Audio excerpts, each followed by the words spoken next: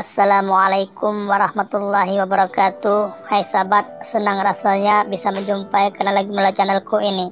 Baik sahabat, di konten kali ini kita akan membahas tentang seorang guru pondok pesantren. Dia sudah pernah mengajar di pondok pesantren. Dia adalah alumni dari pondok pesantren, tapi dia murtad, na'udzubillah. Ini dikarenakan mimpi yang disebabkan dari setan. Baik sahabat, jadi kita harus mewaspadai. Jadi kita harus terus merawat iman kita, harus teguh keyakinan kita terhadap Allah Subhanahu wa Ta'ala dan Nabi Muhammad SAW. Baik sahabat, langsung saja kita lihat cuplikan video dari Bapak Ustaz yang murtad ini.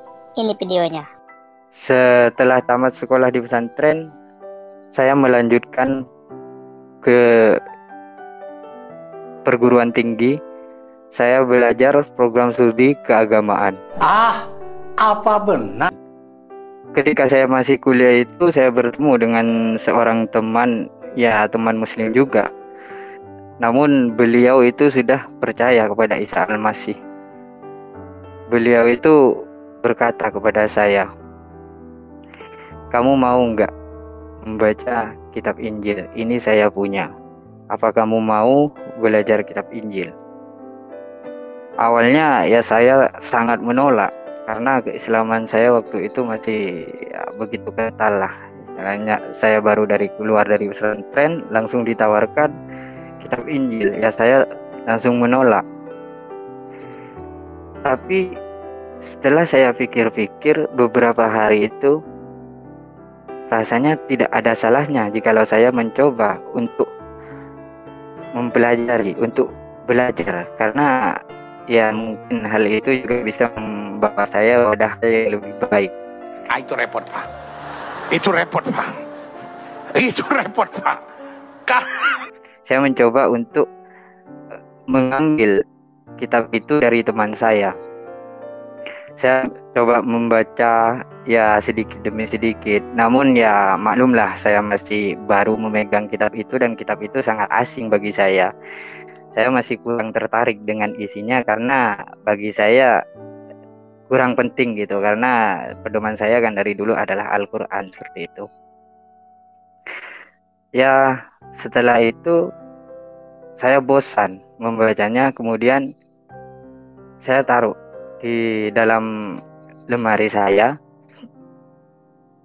Saya bertanya pada diri saya sendiri, kenapa saya mau membaca ini? Padahal waktu seketika saya masih mondok, saya itu sangat tidak diperbolehkan membaca ini karena takut sesat begitu. Itu namanya gila dan bego, saudara. Benar. Namun ketika itu, keesokan harinya saya menghampiri teman saya. Saya mengajak diskusi teman saya. Setelah itu ya teman saya menceritakan tentang siapa itu Isa, karena saya akan bertanya di kitab Injil itu, kok di sini Isa itu dianggap sebagai Tuhan, kenapa gitu.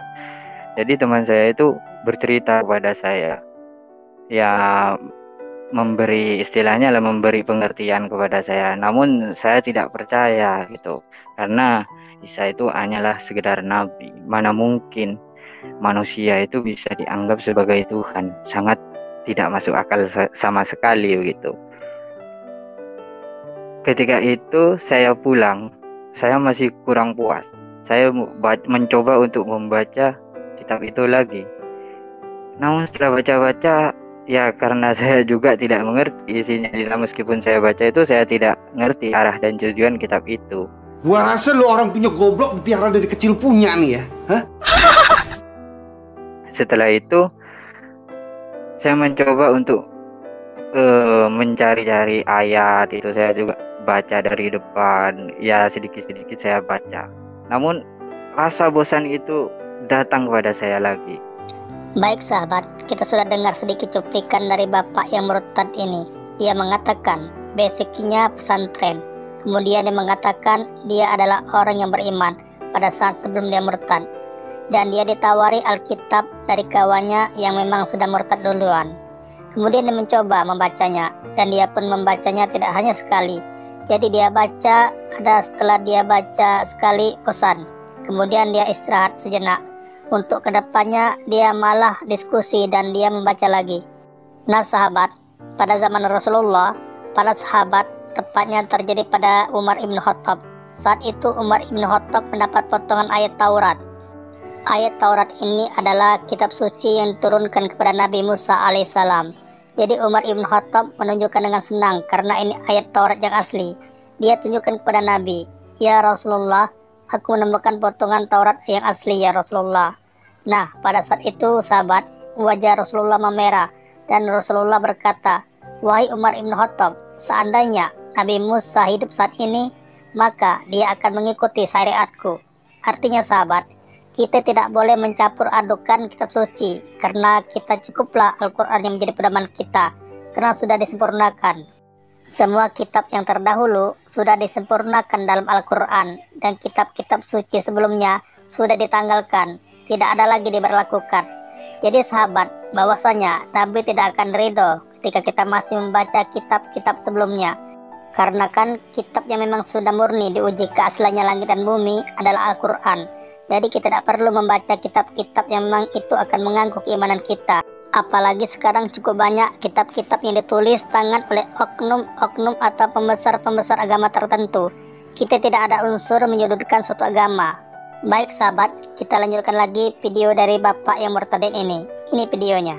Akhirnya saya memutuskan pada saat itu. Ya memang sebelumnya teman saya juga sudah pernah menjelaskan kepada saya bahwasanya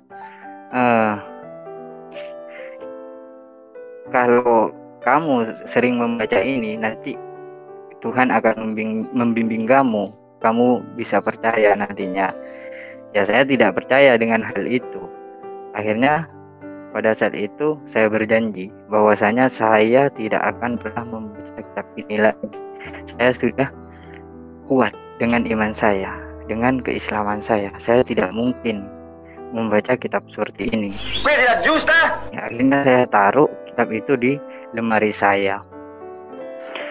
Setelah itu waktunya cukup malam, sekitar jam 1:30 malam itu, jam 1:30 dini hari, saya mencoba untuk tidur. Tidak lama kemudian setelah saya terlelap, kemudian saya bermimpi seperti mimpi, namun rasanya itu setengah sadar bagi saya. Saya seperti apa ya istilahnya, didatangi seseorang, namun wajahnya itu sangat bersinar dan orang itu membawa Alkitab itu. Kemudian orang itu menghampiri saya.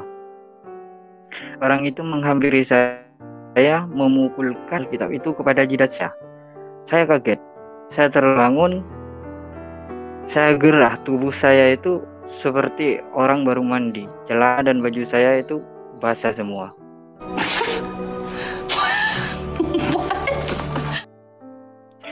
Saya bangun dari tempat tidur, lalu saya lihat Alkitab di lemari saya. Ternyata kitab itu masih ada di tempatnya. Pada saat itulah saya sepenuhnya tanpa ada keraguan dalam hati saya. Saya percaya Isa itu adalah Tuhan dan Juru Selamat saya. Dan bagi semua umat manusia. Tak mungkin, Pak. Karena di dalam mimpi saya itu, ya mau dibilang mimpi juga bagaimana, soalnya saya setengah sadar. Di dalam mimpi saya itu, orang itu berkata kepada saya dengan memegang kitab itu, memukulkan kepala saya. Dia berkata, "Kenapa kamu masih ragu-ragu? Kamu sudah terima kebenaran. Inilah kebenaran yang sebenarnya. Kamu sudah terima. Kenapa kamu masih dalam keraguan?" Disitulah saya menanamkan iman saya kepada Isa Al-Masih. Saya percaya kepada Isa Al-Masih. Saat itu juga saya tanggalkan iman saya. Astagfirullahaladzim. Dan saya rajin membaca Alkitab pada saat itu. Baik sahabat, sudah kita dengarkan pernyataan Bapak Murtadin ini. Dia mengatakan bahwasanya dia tidur pada suatu malam 1:30 dini hari dan dia bermimpi. Kemudian ada orang yang menepuk jidatnya dengan kitab itu sambil berkata, "Mengapa engkau menolak kebenaran?" Kata orang yang menepuknya dengan Alkitab di jidatnya itu. Jadi sahabat, kalau berbicara tentang mimpi, selain bermimpi bertemu dengan baginda Nabi Muhammad SAW, sebuah mimpi bisa ditunggangi oleh setan. Jadi sebaiknya sebelum tidur ada baiknya berwudu dan membaca doa dulu, supaya kita dihindarkan dari mimpi-mimpi buruk dan mimpi-mimpi yang menyesatkan kita. Ini sangat penting sahabat. Jadi kalau misalkan Anda dimimpikan untuk menyekutukan Allah, untuk bermaksiat, itu positif, itu mimpi dari setan. Jadi itu perlu kita waspadai sahabat. Kemudian ketika bapak ini membaca kitab Injil dan dia tidak berguru, dia membaca otodidak, dia membaca layaknya membaca Quran. Padahal Mufti Arab Saudi pernah mengatakan, yaitu Syekh Abdul Aziz bin Baz mengatakan, barang siapa tidak berguru, maka setanlah gurunya. Jadi kalau kita mengaji, kalau kita menuntut ilmu, kita harus berguru. Kalau misalkan kita tidak berguru, kita tidak bertanya kepada ahlinya, apalagi Bapak Murtadin ini kan bukannya basicnya dari perbandingan agama. Jadi dia tidak begitu paham mengenai perbandingan agama. Maka dia memutuskan dengan segera bahwasanya dia meyakini Yesus Kristus dengan mimpi tersebut. Itu adalah sesuatu yang sangat keliru dan itu kesesatan nyata. Dan itu murni datangnya dari setan. Baik sahabat, kita perlu berhati-hati terhadap godaan setan, terhadap bisikan-bisikan atau rayuan-rayuan yang cukup cerdas dari setan. Karena kalau kita salah sedikit aja, kita akan tergelincir pada kesesatan. Contohnya ya bapak satu ini. Nah sahabat, ini saja dulu video kita kali ini. Kalau kalian suka jangan lupa like, komen, dan share ke teman-teman kalian. Dan juga di subscribe bagi yang belum subscribe. Dan aktifkan tombol loncengnya, agar apabila ada hal-hal baru dari kami, kalian akan dapat pemberitahuan lebih dahulu. Akhir kata, wabillahi taufiq wal hidayah. Wassalamualaikum warahmatullahi wabarakatuh.